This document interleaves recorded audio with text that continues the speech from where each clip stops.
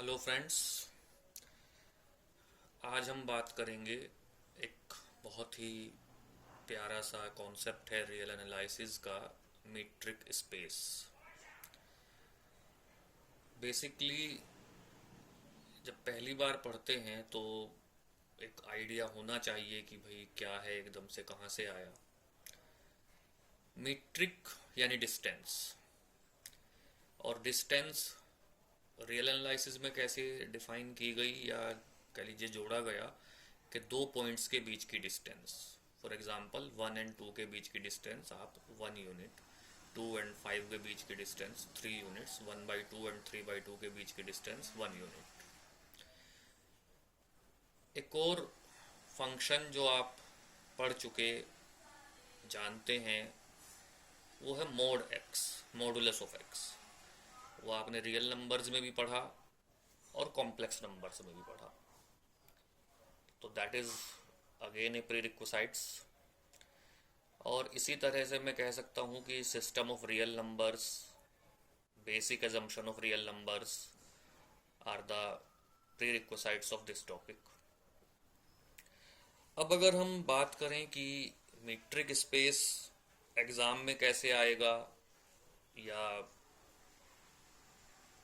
क्या है, तो एक फ्रेंच मैथमेटिशियन हुए मॉरिस फ्रेचेट, एंड 1905 में इन्होंने मीट्रिक स्पेस पहली बार डिफाइन किया।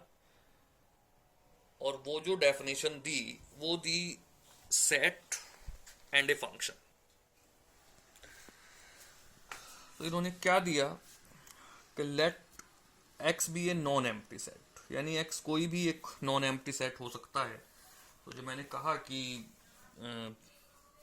Basic assumption of real numbers and set, ये सब यहाँ पे जरूरत पड़ेगी। तो फंक्शन डी, अब अगर आप अपने लिए कि नहीं हमें तो आदत है कि साहब एफ हमने आज तक फंक्शन पढ़ा है, तो आप इस डी को एफ भी लिख सकते हैं, लेकिन स्टैंडर्ड बुक्स में ये डी मिलेगा। तो एक function D from X cross X, तो एक्स क्रॉस एक्स यानी cross product of a set onto itself. और आगे जाके जो एग्जाम्पल्स में हम डिस्कस करेंगे तो वहां पे आपने बहुत बार पढ़ा होगा आर स्क्वायर। तो जब हम एक्स को आर से रिप्लेस कर देंगे तो ये आर क्रॉस आर यानी आर स्क्वायर या सी।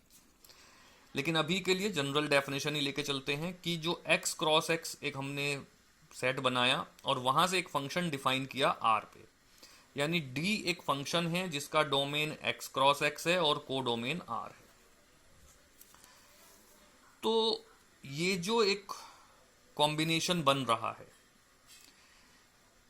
ये कॉम्बिनेशन क्या बनेगा? ये कॉम्बिनेशन बनेगा x D, x cross x से एक फंक्शन आर पे, और वो फंक्शन क्या है? डी।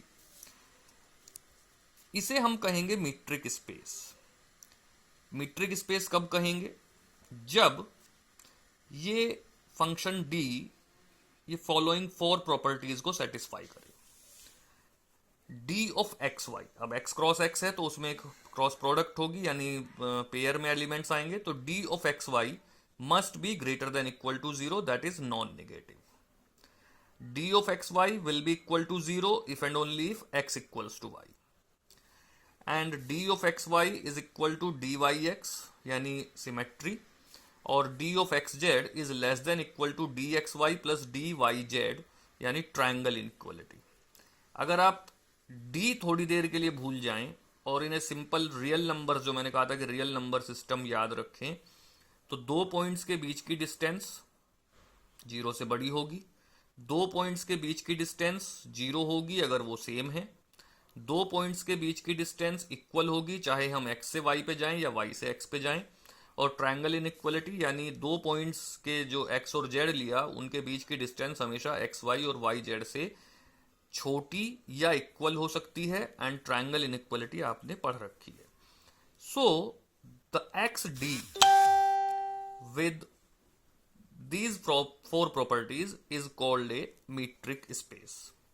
अब सबसे पहले हमें डिस्कस करना है इसके कुछ examples.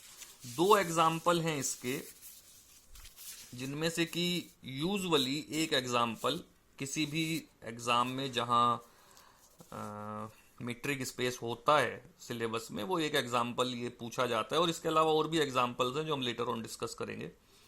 Late X be a non empty set and let D from X to R is defined such that d of xy is equal to 1 if x is not equal to y and 0 if x equals to y. यानी बहुत simple सी definition ली हमने कि अगर x और y equal नहीं है तो function 1 पे जाएगा, और अगर एक्स वाई इक्वल है तो फंक्शन 0 पे जाएगा. अब हमें पहली प्रॉपर्टी क्या प्रूव करनी थी? पहली प्रॉपर्टी प्रूव करनी है d of X Y greater than equal to 0. तो डेफिनेशन अगर आप फंक्शन की देखें तो 0 पे जाएगा या 1 पे जाएगा. 0 से छोटी कोई वैल्यू फंक्शन के लिए अलाउड ही नहीं है कोडोमेन में. तो इसका मतलब d of X Y greater than equal to 0 by the definition of function. Again function की ही डेफिनेशन से आप देख सकते हैं कि d of X Y is equal to 0 जब x और y इक्वल है. Third property d of X Y is equal to D Y X. ये भी आप ऑब्जर्व कीजिए कि d ऑफ एक्स वाई अगर बराबर नहीं होंगे तो ये 1 पे जाएगा, तो d ऑफ वाई एक्स भी जब बराबर नहीं होंगे तो 1 पे ही जाएगा. और इसी तरह से जब d of X Y is equal to 0, X is equal to Y, और अगर y is equal to X है तो भी ये 0 पे ही जाएगा. तो इसका मतलब d of X Y is equal to D Y X. अब ये फोर्थ प्रॉपर्टी जो है ये थोड़ी सी हम इसमें डिटेल में डिस्कस कर लेते हैं कि हमें ट्रायंगल इनइक्वालिटी दिखानी है एक्स वाई जेड एक्स में अगर हैं, तो हमने इसे दो केस में तोड़ के डिस्कस करने की कोशिश की है. पहला केस है जब एक्स वाई जेड तीनों अलग अलग हैं, यानी तीनों डिस्टिंक्ट हैं. जब तीनों डिस्टिंक्ट हैं तो by the definition of function d of X Y is equal to 1, d of X Z is equal to 1 and d of Y Z equals to 1. तो ऑब्वियसली अगर मैं fourth property of metric space की बात करूं जो आप देख चुके होंगे कि d ऑफ एक्स जेड क्या हो जाएगा 1, d ऑफ एक्स वाई क्या होगा 1, d ऑफ वाई जेड क्या होगा 1, यानी 1 less than equal to 1 plus 1. That is true. तो इसका मतलब जब एक्स वाई जेड तीनों अलग अलग हैं तो ट्रायंगल इनइक्वालिटी होल्ड कर रही है, फोर्थ प्रॉपर्टी मीट्रिक स्पेस की होल्ड कर रही है.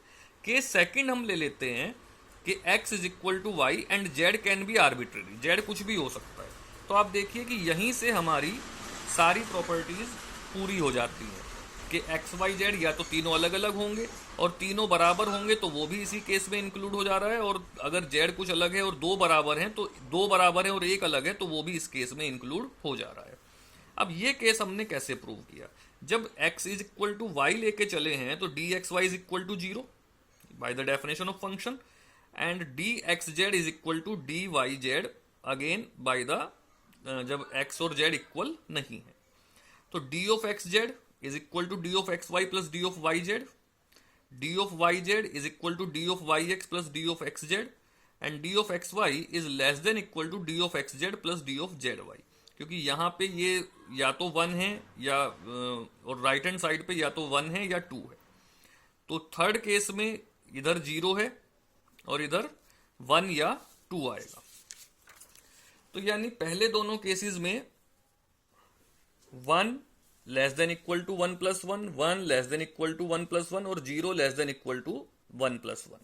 तो इसका मतलब यहां पर भी ये ट्रायंगल इनइक्वालिटी होल्ड हो रही है. दैट मीन्स मीट्रिक स्पेस की चारों प्रॉपर्टीज फुलफिल हो गई. अब एक एग्जांपल और डिस्कस कर लेते हैं. उससे पहले मैं एक चीज ये बता दूं कि यहाँ पे मैंने ऊपर लिखा हुआ भी था डिस्क्रीट मीट्रिक. इस मीट्रिक स्पेस को यानी देखिए सेट एक्स क्रॉस एक्स कुछ भी हो सकता है, आर फिक्स है, लेकिन जो फंक्शन की डेफिनेशन है ये जरूर हमें हर बार याद रखनी पड़ेगी, बतानी पड़ेगी. तो जब हम 1 एंड 0 लेके चलते हैं, डिस्क्रीट मैथमेटिक्स का बेसिक कॉन्सेप्ट है तो इसीलिए इसे वहां से कहा गया डिस्क्रीट मैट्रिक. एक और एग्जांपल डिस्कस कर लेते हैं. इसके लिए इस एग्जांपल के लिए आपको मॉडुलस ऑफ एक्स अगर आपको याद आ रहा हो, रियल नंबर्स के लिए ही मैं याद दिला दूं कि मॉड ऑफ एक्स की जो डेफिनेशन होती है वो तो बेसिकली ये होती है कि mod of X is equal to X if X greater than 0 and minus X if X less than 0.